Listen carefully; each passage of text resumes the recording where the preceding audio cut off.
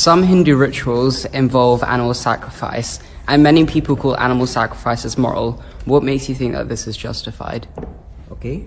You see, in ancient civilization, not only Hinduism, every civilization, if you look at the history of humanity, every civilization was trying to get a handle on the forces of nature. What is behind this creation? So, for example, they want to make sure they get rain and they're not being buffeted by the forces of nature. So, every civilization, whether it's in Central America or whether it's, ancient Greek civilization, they all were trying to appease the forces of nature. How do you do that? How do you appease the forces of nature, saying, oh, please, rain, don't fail to come this year, those who are in trouble? How do you appease? How do you link up with it?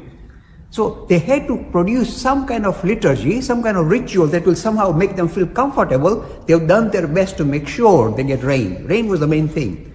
So they were trying to appease the forces of nature, and they didn't know what to do. So every civilization, including the Abrahamic traditions, the Middle Eastern, the Central American, they were all trying, even you heard about the Inca Empire and all that, they were all trying, how do we get, control the forces of nature, get them on our side, appease them.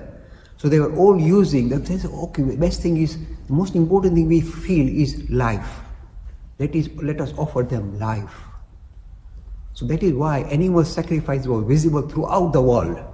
In some places, in some civilizations, human sacrifices were also visible in South America. It's frightening, so human sacrifices, just to appease the gods so they get rain.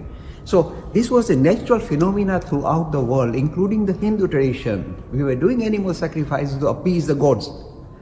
But then we very quickly realized that something is seriously wrong here. And I tell you who stopped us doing animal sacrifices. Who's the first person who really put a stop to it was Buddha.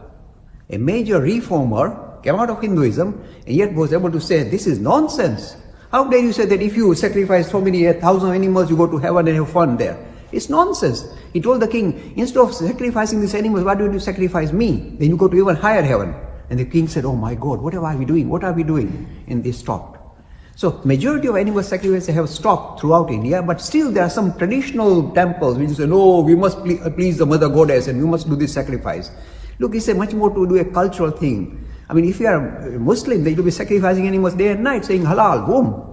So it's still visible, but the Hindus have moved away from it, saying this cannot be good, this cannot be right. So we have stopped it, but in some remote temples it still carries on. And people like us will always say, stop it, this is barbaric. It's not, you cannot please any god or goddess by killing animal, taking animal life or human life. So this is the background to it.